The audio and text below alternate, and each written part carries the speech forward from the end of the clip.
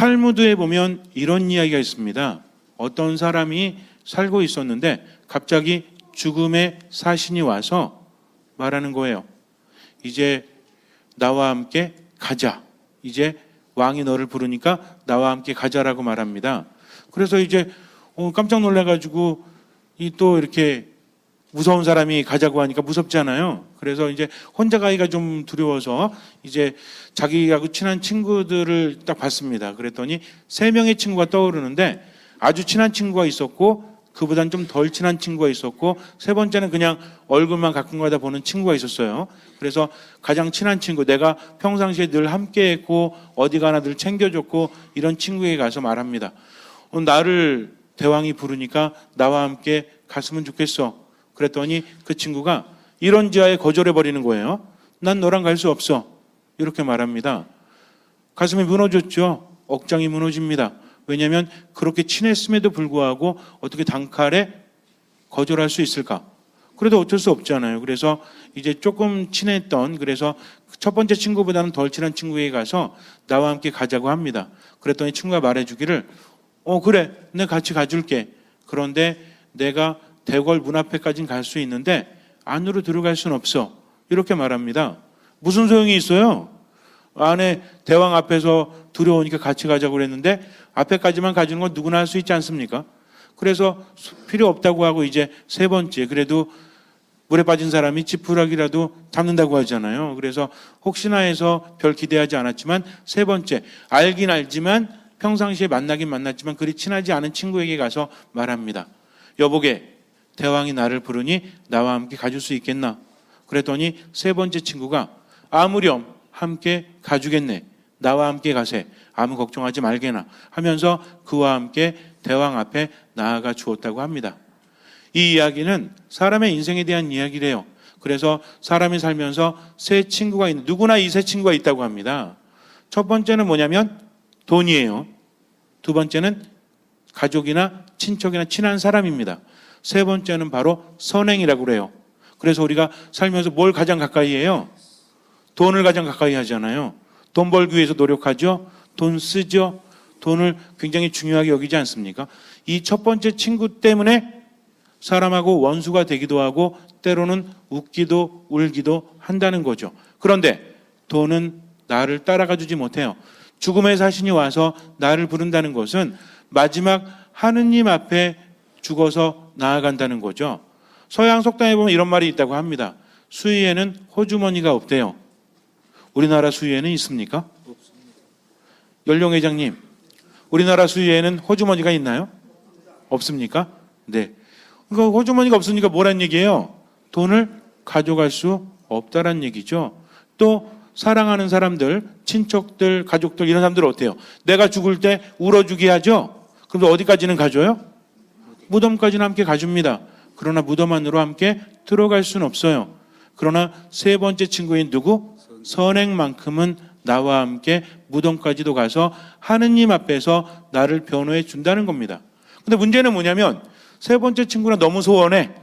평상시에 잘 알지도 못하고 어디 있는지도 몰라. 그러면 돼요, 안 돼요? 안 된다는 거죠. 우리가 인생을 살아가면서 무엇이 가장 중요한가? 누구나 행복하기를 바라지만 그래서 소유를 따라가지만 정말 행복합니까? 그렇지 않다는 거죠. 인생이라는 것은 갈수록 비워지죠. 육신도 비워지잖아요. 머리도 하얘지고 얼굴도 어떻게 돼요? 탱탱했던 얼굴도 쭈글쭈글해지고 그리고 힘도 어때? 눈앞도 잘 안 보이고 갈수록 어때? 깜빡깜빡하죠? 무슨 얘기입니까? 그렇게 아름답고 탱탱했던 우리도 나이가 들어감에 따라서 비워진다는 얘기죠. 비워진다는 얘기는 무슨 얘기입니까? 이제는 깨달으라는 거죠. 세상을 살아가면서 아무리 추구해도 가져갈 수 없다는 겁니다. 더군다나 언제 갈지 아무도 알지 못한다는 거죠. 세상은 무엇입니까? 우리들의 인생이란 무엇입니까? 야고보 사도가 말하는 것처럼 우리들의 인생, 우리들의 삶이라는 것은 잠깐 나타났다가 사라지는 연기와도 같다는 거죠. 누구나 그렇지 않아요. 그런데도 자꾸만 돈에 집중하고 돈에 매이고 돈이 많거나 적거나 이런 얘기가 아닙니다. 내가 살아가면서 거기에 얼마나 집중하고 있는가, 가장 중요한 것이 그것이라면, 그것 때문에 기뻐하고, 그것 때문에 슬퍼하고, 그것 때문에 행복해하고, 그것 때문에 불행해야 한다면 우린 거기 묶여 있는 것과 같다는 거죠. 아무것도 바뀌지 않는다는 겁니다. 그래서 우리가 삶을 살아갈 때 가장 중요한 것은 내가 얼마나 가치 있게 살아왔는가, 작년 한 해를 돌아보면서 얼마나 선행을 해왔는가.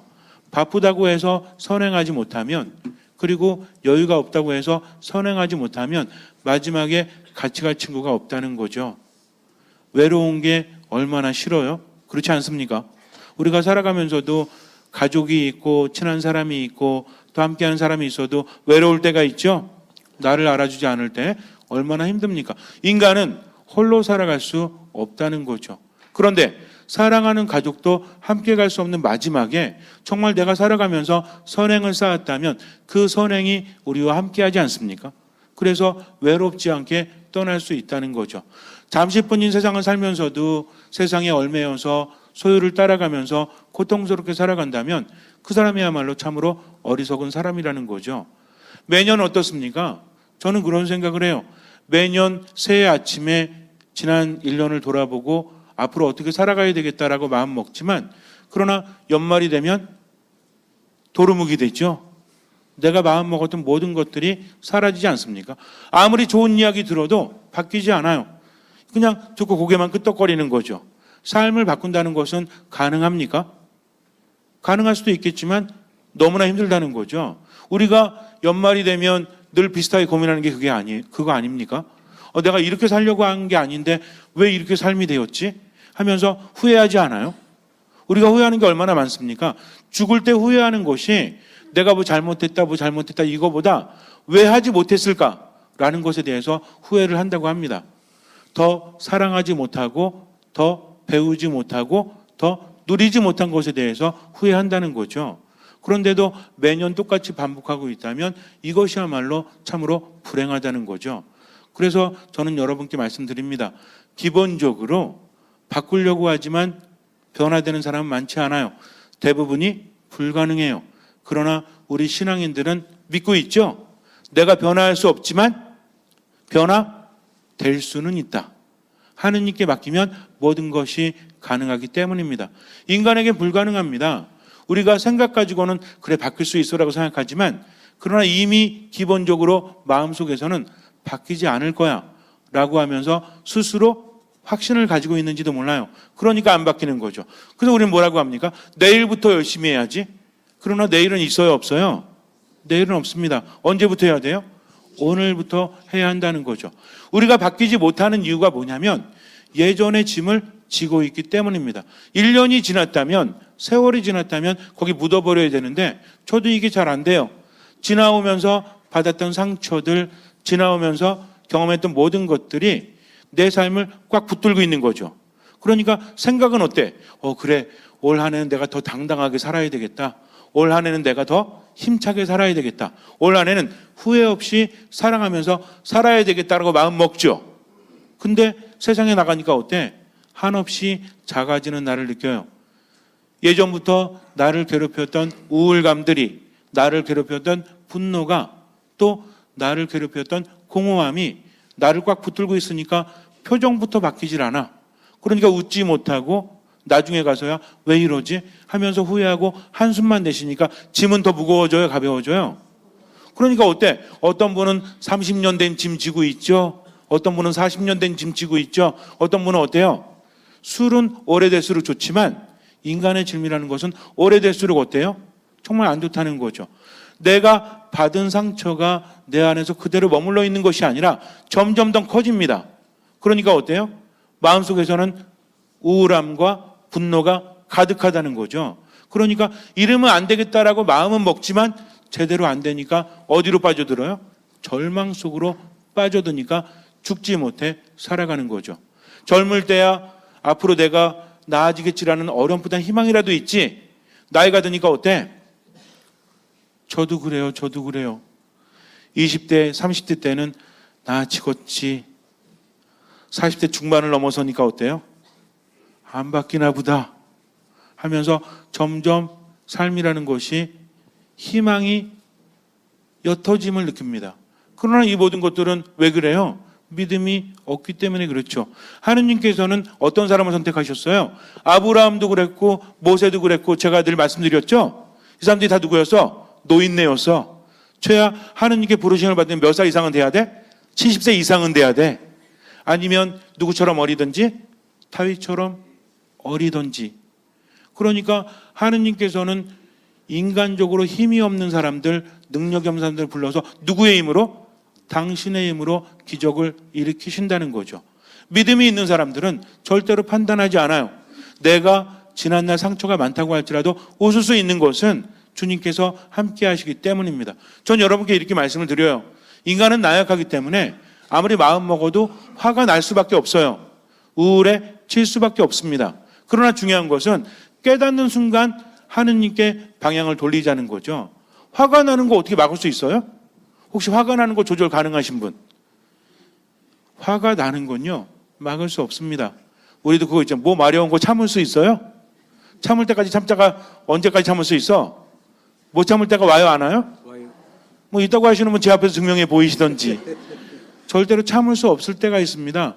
분노도 마찬가지예요. 성격이 못해서 화가 나는 것이 아니라 내 인생을 살아오면서 여태까지 여러 가지 경험을 하면서 좌절되었던 모든 것들이 똑같은 상황에 함께 밀려옵니다. 그러니까 화가 나는 거예요. 사람들이 그러죠. 아니 왜 이렇게 화를 내세요? 별일 아닌데. 별일이 아니죠. 겉으로 볼 때는. 그러나 안에서는 여태까지 살아오면서 깊은 상처가 고개를 쳐들기 때문입니다. 그렇기 때문에 우리들의 삶이 힘들다는 거죠. 그러니까 또 어때요? 남들 앞에서는 화내지 말아야 되고 남들 앞에서는 어떻게 보여야 되고. 그러니까 뭐가 더 싸요? 내 안에서는 성질나 죽겠는데 내 안에서는 미움이 깊어지는데 그러지 말아야 되겠다는 중압감이 내 안에 스트레스를 더 크게 하죠. 더 힘들어요, 안 힘들어요? 그러니까 나중에 확 놔버리면 어때? 마음대로 해. 완전히 놓아버리는 겁니다. 그러면서 사람들을 괴롭히지만 정작 가장 괴로운 건 누구예요? 내 자신이라는 거죠. 내 안에 내가 울고 있을지도 몰라요. 그러니까 안 바뀌는 겁니다. 애를 써보지만 짐이 너무 크니까, 내가 메고 갈 수 없으니까. 그러니까 생각과 느낌이 다른 겁니다. 생각은 이러면 안 되는데 근데 한 발 내딛었더니 짐이 너무나 무거워. 그러니까 쓰러지잖아요. 우리 자매님들 마찬가지죠. 설 준비하면서 얼마나 우라통이 터졌어요. 뭐 만들고 이렇게 하면서도 저놈의 영감탱이는 도와주지도 않고 와서 잔소리나 해대고, 또 가족들 만나면 서로 보듬어주고 이러기보다는 그냥 싫은 소리 그거 참지 못하고 내뱉어버리고, 얼마나 짜증이 나. 그러니까 어때요? 막 터져가지고 막 승질내니까 그러죠. 아니 뭐 당신만 힘들어? 다 힘들지? 그거 못 참고 그러면 어떡해? 라고 말하지만 이것 때문에 그래요. 여태까지 내가 수십 년 동안 했잖아. 근데 바뀐 게 없잖아. 앞으로도 힘들 거잖아. 내 몸은 점점 약해지는데 왜 이렇게 내가 당하고 살아야 돼? 하면서 울컥 치밀어요, 안 치밀어요? 대답하지 마세요. 왜 그렇습니까? 이것 때문이 아니라 그동안 살아온 모든 것들 때문에 그래요. 우리 모두 나약합니다. 그러니까 먼저 인정해야 돼요. 아, 나는 아무것도 할 수 없구나. 주님의 도우심이 없다면 여기부터 시작을 해야 됩니다. 가볍게 가세요. 그동안 살아왔던 내 상처가 있다면 하느님께 치유를 청하고 내려놓으십시오. 그래서 여러분들 기억하세요. 화나는 건 어쩔 수 없다. 그러나 화내지는 말자. 무슨 얘기인지 아시겠습니까? 울컥 치미는 거 어떻게 참어? 이거 못 참아요. 그러나 어느 순간이 옵니까? 내가 화내면 안 되겠다라는 생각이 들 때가 있죠. 이때부터 화내는 겁니다. 여기가 이제 선이에요. 갑자기, 그럼 우리 자매님들 그렇잖아요. 아우, 가만히 보니까 머리가 굉장히 크시네요. 그럼 어때요? 갑자기 어때? 자매님들 머리 크다고 하면 기분 좋아요? 뇌도 크시겠어? 기분이 좋겠습니까? 별로 안 좋죠. 그럼 쌍칼포 어디서 했어? 절대 거기서 하지 말아야지. 이러면 어때요? 그리고 그런 거 이거 있잖아요. 같은 옷인데 참 안 어울려. 그러면 어때요? 승질 나잖아요. 이거는 뭐 어쩔 수 없지 않습니까? 그러나 내가 화가 난 것을 느낄 때 어떻게 해야 돼요? 내가 화가 났구나 하면서 짜증내면서도 그러지 말아야 되겠다 하면서 생각할 때가 있죠. 이때 하느님께 맡기고 화를 내지 말라는 겁니다. 짜증이 날 때 있어요, 없어요? 살다 보면 짜증나니까 한마디 할 때 있죠. 한마디, 두마디 괜찮아. 그러나 3마디, 4마디, 10마디가 되면 돼요, 안 돼요? 그냥 내가 알고 있잖아요. 몇 마디까지는 짜증이 난 거지만 몇 마디부터는 짜증을 내는 거죠. 이 구분할 수 있습니까? 없습니까? 있다는 거죠. 여기서 멈출 수 있어야 합니다. 이것도 하지 않으면 답이 없어요. 그래서 우리가 처음부터 완벽하게 잘하려고 하지 말고 하느님께 맡기고 의식하는 순간부터 하자. 그런데 짜증내지 말아야 되겠다. 이게 아니라 어떻게 합니까? 주님 도와주십시오. 제가 짜증이 납니다. 주님 도와주십시오. 제가 화가 납니다 하면서 뭐 하라고 그랬어요? 성호경은 속으로 성부와 성자와 성령의 이름. 이거 안 되면 뭐라고 그랬죠? 영광이 성부와 성자와 이거 안 되면 성모성하라고 그랬죠? 근데 대놓고 하라고 그랬어요? 아니면 그냥 속으로 하라고 그랬어요? 그 이제 잠깐만 나 화장실 좀 갔다 올게 배 아파 죽겠어 하고 화장실 가서 성부와 성자와 이 영감탱이 확 그냥 어떻게 이거 괜찮아요. 근데 눈앞에 대고 묵주 딱 트인 성부와 성자와 이러면 안 된다는 거죠. 상대방을 무시하면 안 됩니다. 그래서 모든 것 안에는 사랑이 깔려 있어야 돼요. 중요합니다. 여러분들 이거 안 하면 아무리 우리 그런 거 많아요. 이렇게 하면 되겠다 저렇게 하면 되겠다. 안 돼. 절대 안 돼요. 왜? 내가 위로받지 못하고 내가 상처받는데 이게 됩니까? 참는 것도 한계가 있지. 그러니까 우선은 나에 대해서 관대한 마음을 갖자. 나는 못났다. 나는 실패자이다. 이러지 말고 우선 나를 보듬어주고 나를 인정해주자는 거죠. 여태까지 네가 상처가 많았구나. 여태까지 네가 많이 힘들었구나. 괜찮아. 하느님께서 함께 하시잖아. 하면서 새롭게 시작을 한다는 거죠. 이 모든 것들은 아까도 말씀드린 것처럼 우리들의 인생은 나타났다가 사라지는 한 줄기 연기와 같기 때문입니다. 그러니까 미련을 가질 필요가 없다는 거죠. 그래서 부록의 삶으로 사세요. 부록의 삶으로. 그러니까 어차피 갈 건데 연연할 필요 있어요? 없어요? 그럼 좀 멋들어지게 살아야 되지 않습니까? 움켜쥐려고 하지 말고 어떻게? 선행을 베푸면서 살자. 무엇으로 선행 베푼다? 가진 것을 가지고. 그리고 뭘로? 입으로. 그리고 뭐로? 눈으로. 눈, 코로는 할 수 없잖아요. 코를 어떻게 할 건데? 눈과 입과 행동으로 그렇게 하면 됩니다. 그래서 눈은 어떻게들? 눈은 늘 뭐를 머금고? 살기를 머금고? 뭐를 머금고요? 눈과 입을 가까이 하라고 그랬죠. 한번 해보세요. 지금 눈과 입을 가까이 해보세요. 네, 더럽게 하네. 해보세요. 한번 이렇게. 예, 그렇게 해서 정말 이렇게 기분이 안 좋을 때일수록 하늘에 계신 우리 아버지 그래서 많이 웃는 사람은 어떤 말을 자주 하는 사람이다? 감사합니다. 감사합니다 하면서 웃기가 되게 쉬워요. 여러분들 지금 잘 안 됐죠? 감사합니다 하면서 한번 웃어볼까요? 시작. 감사합니다. 해보세요. 감사합니다. 근데 죽여버릴 거야 하면서 해보세요. 돼요? 안 된다는 겁니다. 그러니까 웃는 걸 많이 하려면 뭘 많이 하자? 감사하다는 걸 많이 하자. 그러면서 내 안에 여유가 생기면 짜증이 덜 납니다. 화가 덜 나는 거죠. 그러면서 미사 참여 열심히 하고 말씀 묵상 열심히 하고 기도하다 보면 내 안에 뭐가 쌓여요? 여유가 쌓이고 향기가 나죠. 그러니 삶이 행복할 수밖에 없어요. 왜? 하느님 안에 머물기 때문입니다. 그래서 오늘 할 일은 뭐냐면 모든 짐을 다 내려놓자. 누구께로?